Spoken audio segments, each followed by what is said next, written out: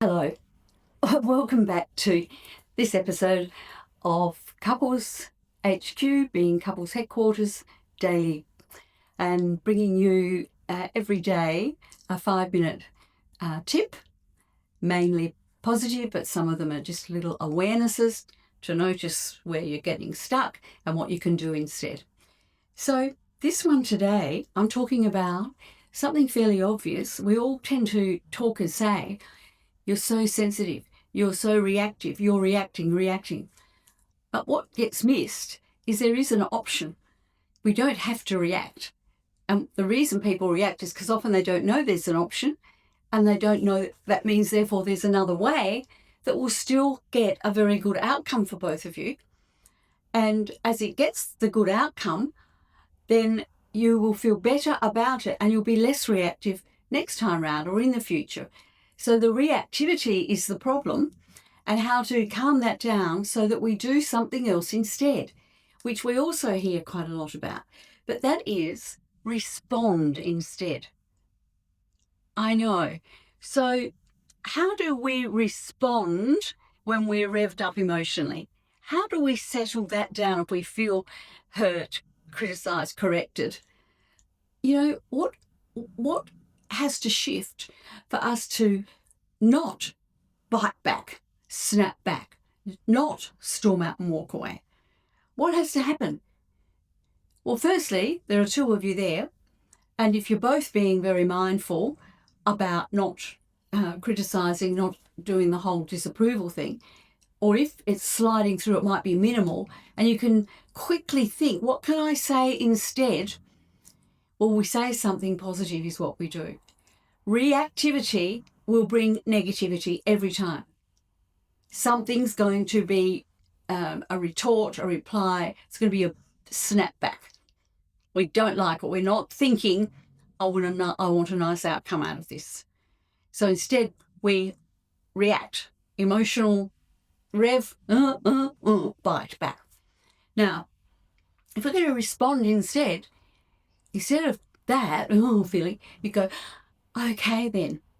Just two very ordinary words to say to the other partner, husband, wife, okay then. And if we've calmed the whole climate down between you so we're not full of disapproval, that will be quite a simple thing to do. That's a response that semi-validates, semi-says, oh, I'm listening to you. Even if all it's doing is saying, I'm listening to you, all right? Because when you say, okay then, or even, oh, fair enough, I can see that, what is happening to the rev flare-up factor? If it started, it settles straight away because that person that's flaring feels I'm being heard. Oh, I am being understood. That's okay, I don't need to rev. So I calm down. He or she calms down and we talk pleasantly and calmly together. And if it starts to go into reactivity again, it means our emotions are taking over. And maybe to defend yourself. We know about defending and attacking in couples. And you maybe feel you need to defend. So therefore, it's about working out what words could be said in a response that don't bring up the emotions of needing to defend. Or soft words like, okay then, all right, fair enough, I can see that. I can see where you're coming from. It could even be something like, okay, can I just have 2 secs just to think that one through? Or a question clarifying it, just say, all right, well, I might have missed something there. Hear the tone. When we react, our tone is bad, usually, or it's silent, walkaways.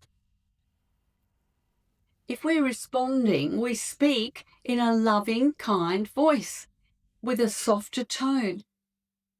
That's the idea of it. Reactivity means heightened emotions, snarky things we say. We lash out. We're not in control of what's coming out of our mouth. We're not taking into account the other person's emotions either. Reacting isn't good. Responding, though, we are fully taking charge of our own emotions and the other person's emotions. And we're being as soft as we can be given whatever the topic is. The topic might be to do with a holiday, or it might be to do with picking kids up from school, or it can be to do with the sharing the chores in the household. So many topics, aren't there, for couples? So how do you navigate them all and keep your tone down and your reactivity low into response mode? By being determined, by making the decision, no reaction. I am not going to react. Even if you just have to put your shoulders back, breathe. Everybody likes that. We respect it if someone does it around us in the workplace and at home. We tend to teach our kids to do it from quite young ages. We do. We're guiding them with it. But as time goes on, they copy adults. And if they're in a home that's very reactive, they'll be more reactive. And people will say, oh, that's their personality. They got it from us. We're both emotional, reactive people, or he is or she is. And I agree, there's some of that in there. But we can all take control of it because we do when we have to. We all do take control of it when we have to. I use many examples for that. So it's about deciding, is this the moment when I have to take control of it? Why wouldn't I take control of it and respond as kindly and being as reasonable as possible? Why wouldn't I? It's decisions we're making along the way. And these are all building blocks. Every episode is something to do with a building block towards having a long-term, sustainable, thriving, loving togetherness. So thanks for listening to this episode. Dee Tozer signing off.